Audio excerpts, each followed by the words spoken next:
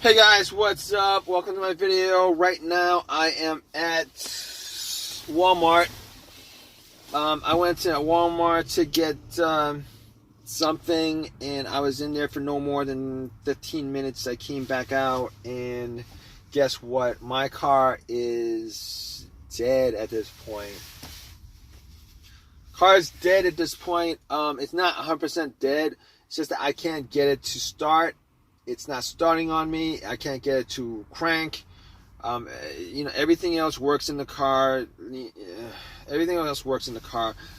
All the lights work on the dash. Radio works. Heat doesn't work, but the blower motor works. Everything works. Even the alarm works, but I can't get the car to crank.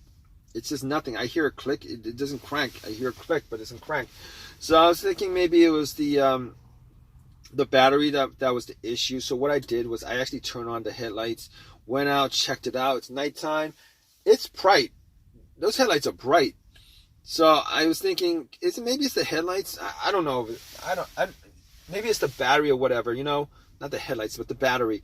So I was like, maybe it's the battery that's the problem. I was thinking to myself, I don't know. So I actually, popped the hood, checked out the battery, looked at the terminals. The terminals look pretty dirty. So I actually took out a wrench set, took the terminals off the battery, took a wire brush, cleaned it off, popped it in. I cleaned up the terminals pretty good. Terminals and the cables. Cleaned them up pretty good, popped it in, and went back into my car, tried to start it. It didn't start. And that was like the 15th time I tried starting it. So I'm like, okay, it's probably not the terminals that's causing it. I went and checked the ground wire. The ground wire looks good. Probably not that issue. But I did go back to Walgreens, got a can of Coke, and pretty much poured Coke on the terminals and the ground. Try to start up, nothing.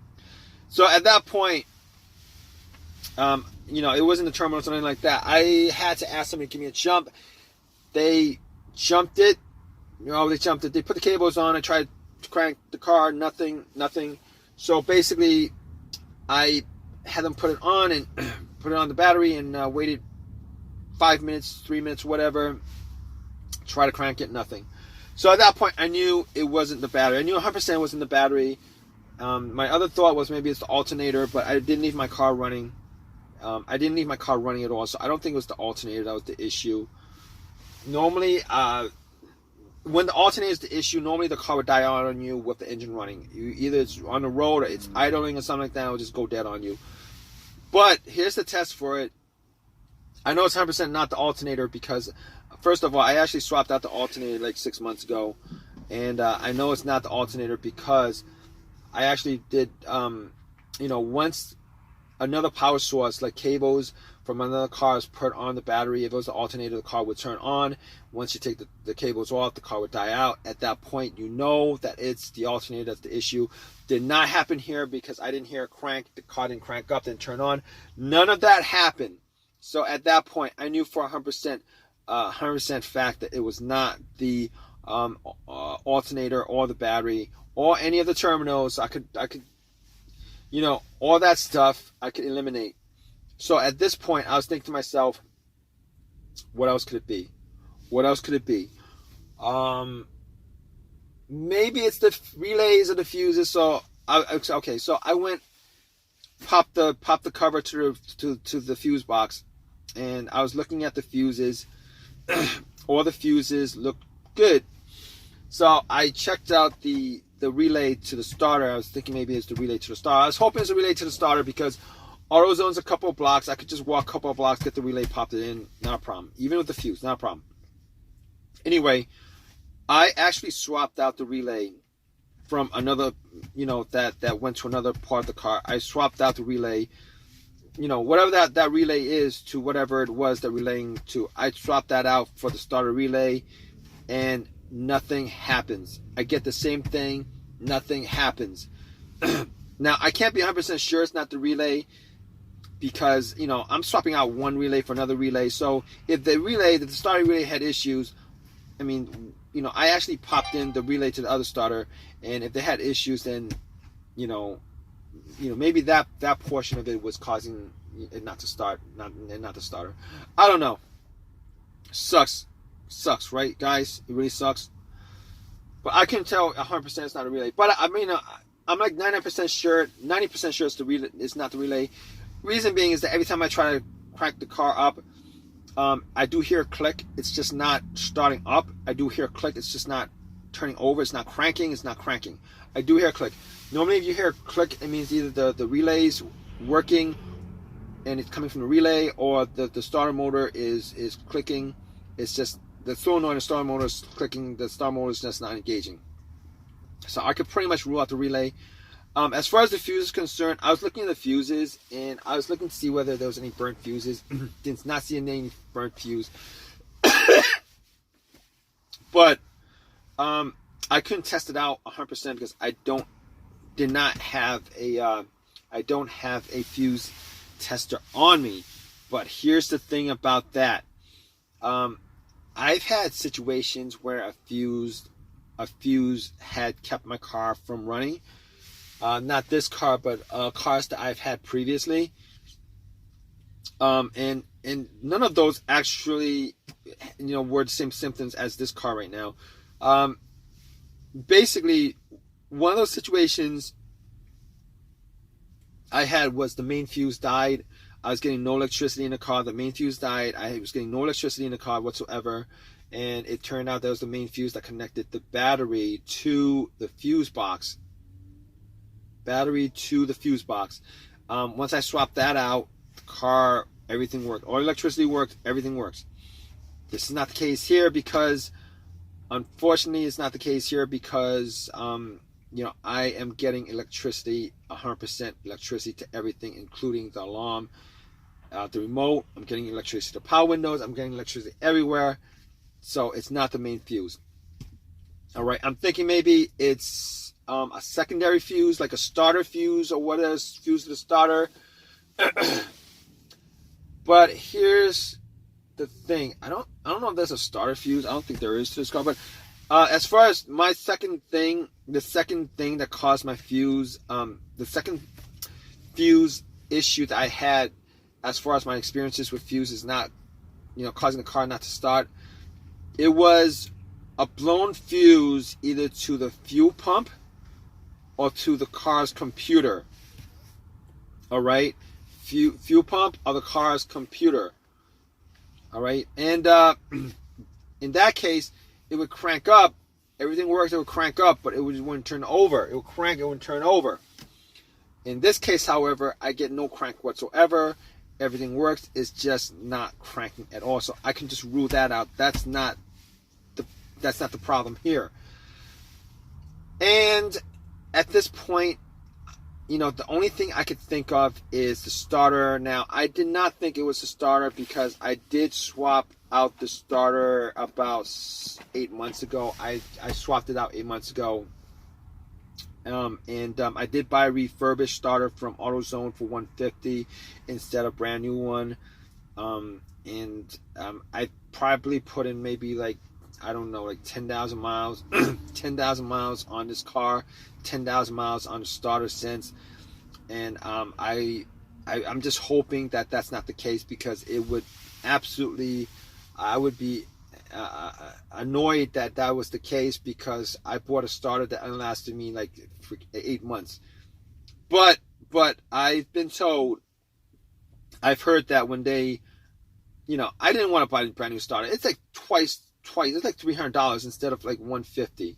Well, with tax, it'll be like $330, $340. I wasn't gonna do that. And then both these starters are 100% warranted, like lifetime warranted or whatever. Anyway, I did buy the refurbished one. I read somewhere that as far as refurbished starters is concerned, they only swap out the part that's broken and not. They don't actually replace any of the major parts. They only replace the part that's broken. So when you get a refurbished starter, I don't know how they clean it up as well as they do, because they look brand new. They only fixed the one part that's broken. They only fixed that one part that's broken, and the rest of the starter or the alternator or whatever that's refurbished has, 99%, has whatever the mileage that was on the car when that starter was given to them, when the core of the starter was given to them. And I'm just hoping that's not the case here, because right now I'm actually waiting for AAA to tow my car. I'm waiting for them to get back to me, because I called them up like 15 minutes ago. And man, this is gonna be a waste of time for me. It really does suck, because I gotta do some other errands and stuff like that. I gotta do a whole bunch of other stuff, and this is just putting a wrench in. All right, I'm gonna keep you guys updated, guys. All right, if you guys are in the same situation with me, I really do hope this video has helped you guys out. But I'm gonna keep you guys updated on this.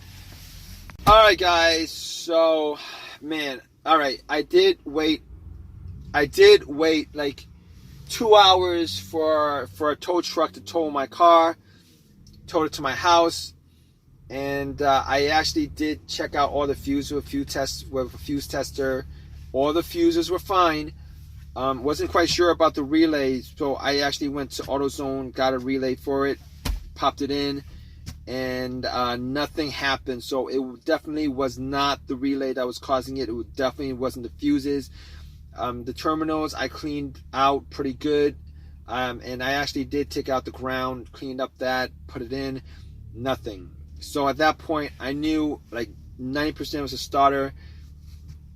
I went and pretty much took out all the stuff, got to the starter. What I did was I put a line from the positive of my battery to the solenoid of the starter, the terminal on the solenoid of the starter, and tried to turn on. Unfortunately, nothing happened. So I knew for a fact at that point that it was a starter that was the problem, because I did test it out. So what I did was I took it out, brought it to AutoZone, told them about the situation. I had my phone number with them, so they knew it was 100% warranted. I actually tried to talk them into giving me a brand new starter because of this situation. Because I understand that the starter is 100% warranted, but you gotta understand the situation. Time is money. I wasted about 4 hours yesterday. I wasted about 3-4 hours going back and forth to AutoZone, taking out the starter, putting it back in.